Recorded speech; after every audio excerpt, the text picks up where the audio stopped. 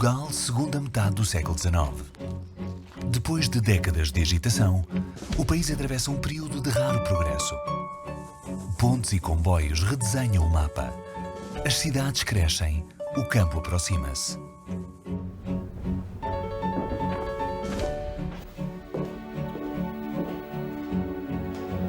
Até a literatura vive anos de ouro, com Garrett, Herculano, Camilo e, em breve, Essa. Mas, subitamente, as atenções voltam-se para Júlio Diniz e um livro chamado As Pupilas do Sr. Reitor. Herculano chama-lhe o primeiro romance português do século e Camilo vislumbra o nascimento de uma nova geração. Essa, no entanto, dirá um dia que Júlio Diniz viveu de leve, escreveu de leve e morreu de leve.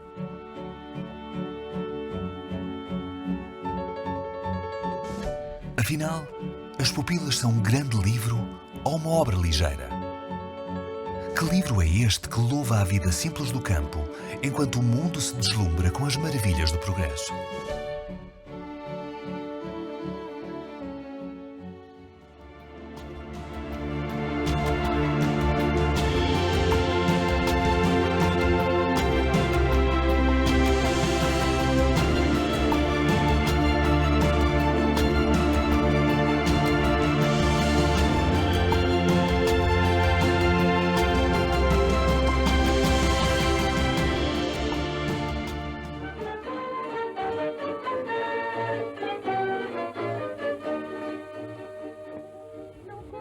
Das minhas penas, tem pena do meu penar. Não contas das minhas penas, tem pena do meu penar. Penas de amor não as tem, quem tão bem sabe cantar. Como há do sol entender as tristezas do luar. Numa aldeia sem nome, algures no Minho, homens e mulheres vivem numa harmonia celebrada pela música. As Pupilas do Sr. Reitor, com todos os seus personagens, com todos aqueles tiques, não é? É um romance sobre a generosidade da província, a generosidade da vida em província. Num cenário bucólico de honra e moral, José das Dornas é o exemplo típico de como os homens ascendem pelo seu trabalho ao lugar que antes pertencia aos aristocratas. José é viúvo e tem 2 filhos. Pedro, o varão robusto que lhe vai suceder, e Daniel, um miúdo frágil que estuda para padre. Os 2 rapazes encontram-se facilmente refletidos em 2 irmãs órfãs. Clara, que é toda coração e alegria, e Margarida, uma rapariga tímida e irracional que passeia as ovelhas no monte. Pobre cabreira, o seu rebanho a guardar, desde que rompia o dia até a noite fechar. Após a morte dos pais, Clara e Margarida tornaram-se as pupilas do Sr. Reitor. O padre reto e liberal tomou-as a seu cuidado enquanto educa Daniel para o sacerdócio. Mas as pupilas transbordam ainda de personagens secundárias. Criadas, beatas, merceeiros e João Semana, o velho médico de província, campeão da presença de espírito. Olá, ó pequena. Toma lá 10 reis. Não há maneira de me esquecer que foste tu o ano passado quem pegou as bexigas a toda a gente cá da terra. As figuras que são os tipos sociais que o Júlio Diniz criou, a criada, o tendeiro, o médico, o padre, as velhas que faziam os mexericos na aldeia, todas essas personagens, foi a primeira vez que elas aparecem, é a primeira vez que elas aparecem na literatura de ficção. As Pupilas do Sr. Reitor são publicadas em folhetim no Jornal do Porto em 1866. É uma história feliz que Júlio Diniz escreve não para agradar à elite intelectual, mas para a burguesia liberal a que ele próprio pertence. Júlio Diniz iniciou uma idade do romance, que é a idade do romance cor-de-rosa, do romance dos afetos. das aguarelas que toda a gente gosta e não desgosta. Júlio Diniz é um escritor relativamente pouco frequente na literatura portuguesa, porque tem uma visão claramente otimista relativamente ao futuro de Portugal, embora tenha consciência, por isso mesmo, tem uma consciência muito clara daquilo que são já, em meados do século XIX, as divergências e até as oposições de classe.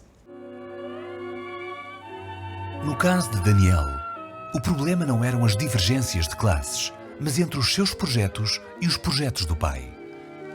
Ai, que triste a sina minha, ai, que triste o meu temor. Intrigado com o facto de Daniel chegar a casa muito depois do fim da aula, o reitor decide segui-lo. E então dá-se o choque. O rapaz que anda a educar para padre namorica nas horas vagas com Margarida. Em conjunto, o reitor e pai decidem que o melhor é mandar-se o miúdo para o Porto e fazer dele médico. O rapaz chorou muito ao partir. Matavam-no saudades da terra, da família e, mais que todas, as da sua pequena Guida. Mas Daniel há de afeiçoar-se à vida da cidade, tornar-se um talentoso conquistador de raparigas. O primeiro drama de As Pupilas do Sr. Reitor resolvia-se de forma simples e leve, talvez demasiado. Essa de Queiroz tem razão quando diz que ele escreveu de leve e viveu de leve e morreu de leve. É uma definição muito cruel, é uma história muito cruel e é uma grande maldade que essa faz a Júlio Diniz. Mas tem razão. Mas então, por que se tornou este livro um clássico? Como sobreviveu ao tempo? O Júlio Diniz enquadra-se, tal como essa e tal como o Camilo, de alguma maneira, e muitos outros, enquadra-se precisamente dentro de um género de um grande escritor que escreve com uma facilidade aparente, as frases escorrem, as imagens são claras, mas que depois utiliza toda essa facilidade formal, se é que podemos falar em facilidade, alguma facilidade formal, para atentar naquilo que lhe interessa verdadeiramente contar. E o que lhe interessa mesmo, que é o que acontece nos outros romances todos de Júlio Diniz, é vermos nas personagens principais, aquelas que andam um pouco mais desviadas, digamos, do bom caminho, ver que há uma evolução. E, por exemplo, o Daniel, quando chega à aldeia, vai nada mais, nada menos do que apaixonar-se pela cunhada que iria casar com o irmão, não é? Daniel vai apaixonar-se pela noiva do irmão? Afinal, o livro leve começa a complicar-se. Esquecido do amor de Margarida, Daniel volta 10 anos depois para perturbar a harmonia do campo. A sua beleza desperta a atenção das mulheres, mas os homens desconfiam dos seus extravagantes conceitos de medicina. Olá! Com estas codornizes entendo-me eu. É Clara de Domeadas, a minha rapariga. Julguei que o pai tu tivesse dito. Alertado por Pedro, Daniel transfere a atenção de Clara para Francisca. A filha do tendeiro anda abatida e ele, em vez de lhe receitar xaropes, dá-lhe poesia. Matreiro, o pai da moça, vê ali a oportunidade de fazer um casamento vantajoso e vai falar a José das Dornas. Toda a esquina, benditos olhos que o veem, como vai essa bizarria? Eu vou bem, muito obrigado. Mas Daniel nem quer ouvir falar de tal ideia. O caso cai nas bocas do mundo e o jovem leviano torna-se o escândalo da aldeia. Contudo, o pior estava para vir. Vinha aí a primeira desfolhada, a noite em que se permitiam liberdades impossíveis o resto do ano. Quem por amor viva triste, tenha confiança, saiba esperar. Porque o melhor bem que existe e é o que mais custa sempre a chegar. O preciso é que se traga sempre a esperança no peito em flor. E amor com amor se paga e é coisa injusta não crer no amor. Daniel aproxima-se de Clara e deixa-se levar perigosamente pelos arrebatamentos do coração. Clara, não brinque. Deixe-me dizer-lhe tudo o que não posso dizer a mais ninguém. Sinto-me tão só na aldeia e a Clara é a única pessoa que me pode compreender. Oh, meu Deus!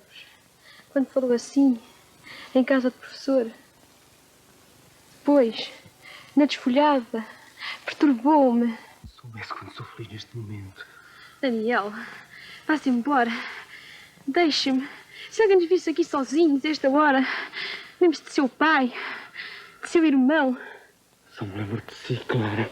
Daniel, deixe-me. É que me pode perder e não me deixa.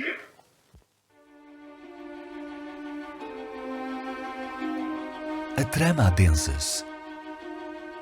A força que move as pupilas do Sr. Reitor não é, afinal, assim tão simples.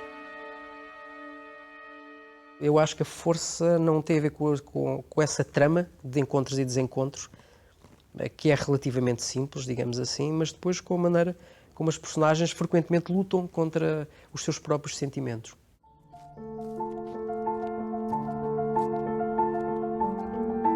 O que interessa a Júlio Diniz é a realidade das personagens. E as pessoas reais não são boas nem más, mas humanas, com fraquezas e tentações. Se soubesse como tenho sofrido ultimamente, desde todos procuram afastar-nos um do outro. Não foi por isso que me chamou, Daniel. Nem por isso que eu vim falar-lhe aqui. Prometemos que não seríamos um para outro mais que simples irmãos. Clara, meu amor, há uma coisa superior a tudo. Quem está aí?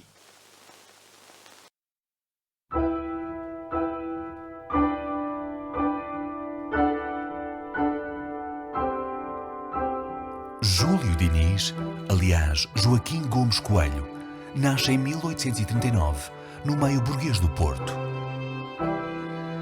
Herda do pai a carreira médica e da mãe, de ascendência anglo-irlandesa, uma educação puritana e as influências literárias de Dickens, Daniel Defoe e Oliver Goldsmith.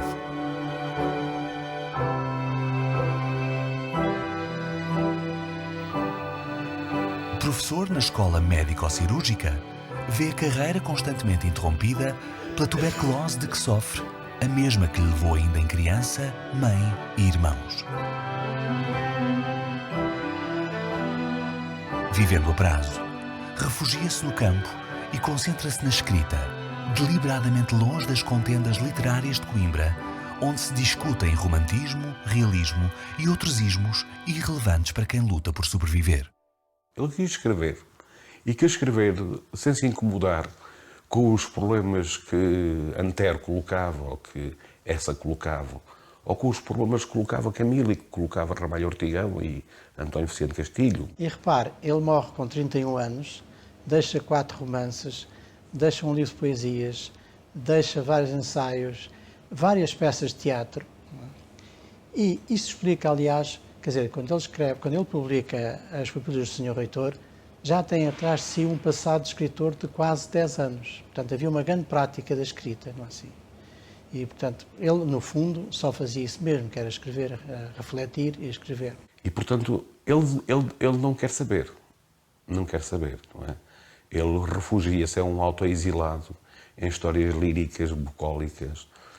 E talvez por isso mesmo, muitos críticos consideram um homem da passagem do romantismo ao realismo. Eu julgo que não. Eu julgo que Júlio Diniz não quis muito saber sobre isso. Não se quis comprometer com isso. Quis contar as suas histórias da forma límpida, cristalina, doce, como só ele sabia contar. Daniel, Pedro, escuta, falas da minha vista.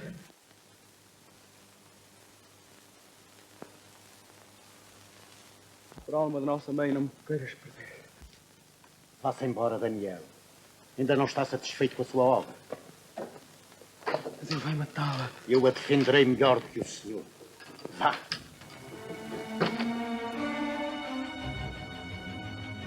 Mas que solução doce encontraria Júlio Diniz para este drama? Pedro, Margarida, o que queres dizer? Onde está Clara? não acorde que ela seja a última a saber deste escândalo. Mas diga-me a verdade, Margarida. Eu estava aqui com Daniel. Vamos, diga. Mas não vê que era eu. Margarida, a pura Margarida, apaixonada desde a infância por um homem que a esqueceu, intercede. Toma o lugar de Clara no breu da noite para evitar o escândalo e salvar a família. No caso das pupilas, como aliás nos restantes casos das outras obras de Diniz, é sempre possível remediar esses erros, mas para esse remédio, por assim dizer, é preciso a existência de uma figura tutelar feminina que assegura a capacidade de ultrapassar aquilo que foram os erros, digamos, de uma certa imaturidade. Porque, num livro onde todos são órfãos, só uma mulher que seja mãe e irmã pode redimir os erros dos homens. Mas os boatos correm depressa e as beatas da aldeia, indignadas por Margarida se encontrar de noite com o leviano Daniel, retiram-lhe as crianças de que é professora para que não as influencie com o seu caráter pecaminoso.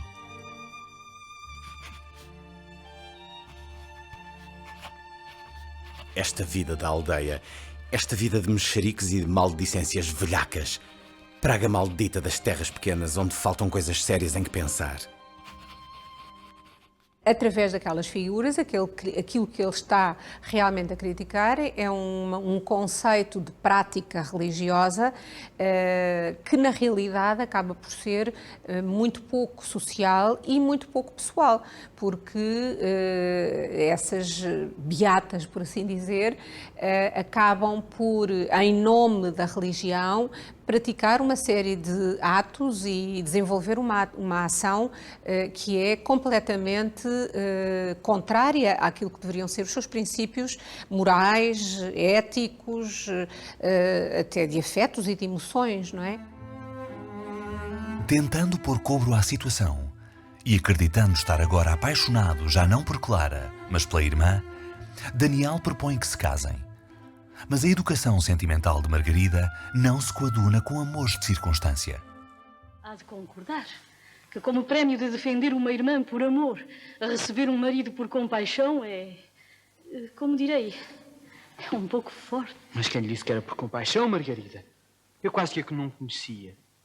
Só ontem comecei a compreendê-la e creio que... Não me vá agora dizer as mesmas palavras que ainda a noite passada dizia à Clara. Vamos, é preciso não sermos crianças.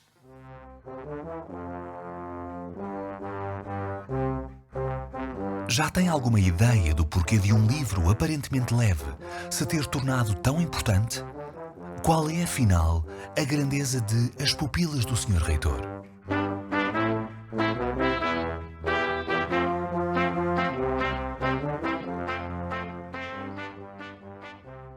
Nós ficamos muito presos à imagem do século XIX que é transmitida por Eça de Queiroz, que é um autor 1000 vezes superior ao Júlio Diniz, mas de facto, como retrato do século XIX português, é um falhanço rotundo, um falhanço, quer dizer, não encontra correspondência na realidade, nem nos dados de história, de economia e de sociedade que nós temos hoje disponíveis.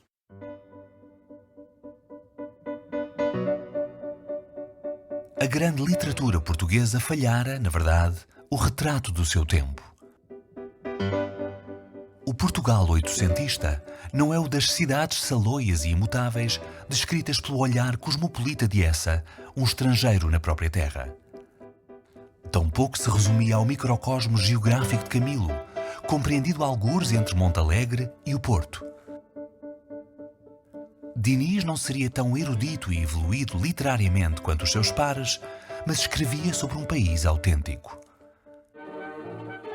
Incompletas, As Pupilas do Sr. Reitor são a radiografia mais aproximada de um certo Portugal rural, de gente marcada pela terra, pela igreja e pelo estatuto social, mas que se abria ao futuro e progredia. E, portanto, ele quis se centrar na criação da personagem, na personagem tirada do real, muito identificada com a vida do seu tempo, os problemas, inclusive da economia do seu tempo, do tempo da regeneração. O que lhe importa é o real. A meia hora diária que passa a observar gente do campo para depois transformar em personagem. Por isso, habitam nas pupilas todos os tipos sociais do Portugal de então. O padre que se abre aos novos tempos, o agricultor que enriquece, as mulheres que se começam a emancipar. E também é muito interessante uma certa postura que poderíamos considerar, chamemos-lhe progressista, se quisermos, ou como diria o meu amigo urbano, humanista, que também está muito presente nele. O Júlio Diniz, também porque é jovem, escreve os seus livros em plena juventude, é alguém muito virado para a frente, muito virado para o progresso. Ele é muito mais do que qualquer outro autor. Ele é o escritor, é o romancista do regime liberal, se quisermos. Todo o liberalismo português tem um autor. E esse autor é o Júlio Diniz. Talvez essa se tivesse equivocado, afinal. Na verdade, o que o Eça de Queiroz disse, escreveu de leve, viveu de leve e morreu de leve, não tem qualquer sentido. Escreveu de leve, um homem que passa assim doente, a tuberculose, com constantes hemoptises, passa o seu tempo a escrever, sofre imenso durante a sua vida e morreu, não morreu levemente, morreu, enfim, de maneira atroz. Assim. Debaixo da trama amorosa, as pupilas do Sr. Reitor são o retrato retocado do nosso século XIX.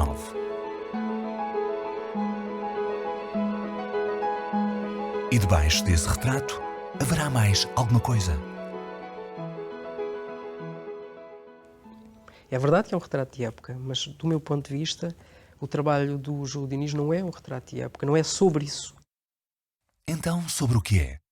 Sois vós que vimos à igreja pedir-me a absolvição, quando fazeis tudo na vida para não merecer, e que quereis fazer de santas.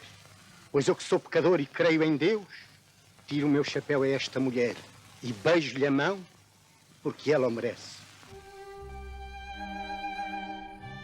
Incapaz de aceitar que a pupila fosse punida pela hipocrisia beata, o reitor obriga a aldeia a reconciliar-se com Margarida. Mas falta resolver o dilema sentimental. Daniel recorda por fim a infância e percebe que aquela mulher admirável do presente era a criança que amara no passado. No momento em que Daniel recorda aquela dimensão da sua infância e, portanto, recorda aquela dimensão de si próprio e, portanto, recupera a memória, então sim, ele está pronto para ser a pessoa que é. Alguma coisa se passou no meu coração. Acabou o louco sonho de 10 anos que andei sonhando. Agora sou o mesmo Daniel que daqui partiu. Pela primeira vez, os olhos de Margarida podem confiar em Daniel e libertar os sentimentos calados durante anos. Margarida estremeceu e por um desses movimentos irresistíveis, por uma dessas resoluções com que se dá no amor o passo tremendo e decisivo das confidências, correspondeu a Daniel.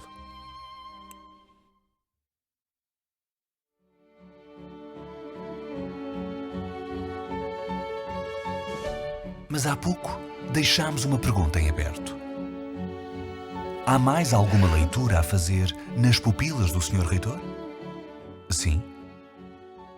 Há muito de Júlio Diniz nas próprias personagens, tanto masculinas como femininas.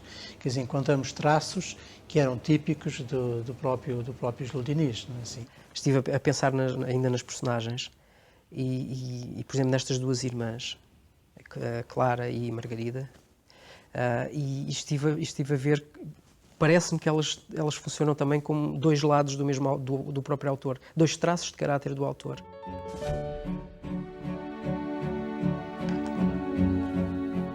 Júlio Diniz sabia melhor que ninguém que vivia a prazo. Escreve as pupilas durante o exílio para se recompor da doença que o persegue. Por isso, criou personagens que vivessem por ele. Clara é a sua vontade de acreditar de coração aberto. Margarida, o seu lado racional e prudente. Daniel, o mesmo médico frágil que ele foi. E Pedro, o homem forte e viril que gostaria de ter sido.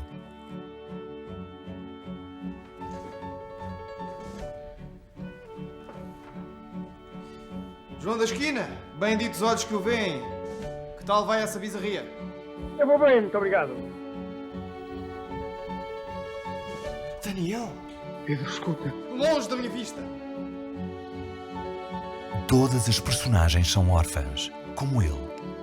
Órfãs que cometem erros que só uma mulher maternal e fraterna pode redimir. E, portanto, eu acho que ele ia alternando essa mistura de ficção e de realidade, em que às tantas ele vivia muito essa vida que ele não tinha pela frente nas personagens que eram o fruto da sua criação.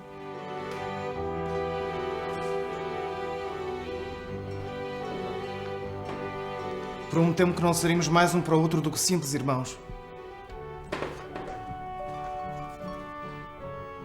Clara, o amor...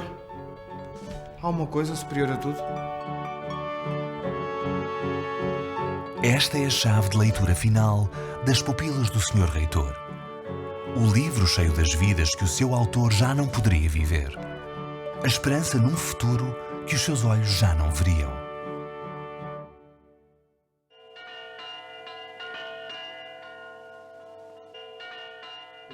Como em todos os romances de Júlio Diniz, e antecipando em mais de um século um habitual código televisivo, As Pupilas terminam com um casamento, celebração acabada da felicidade e do entendimento entre as classes.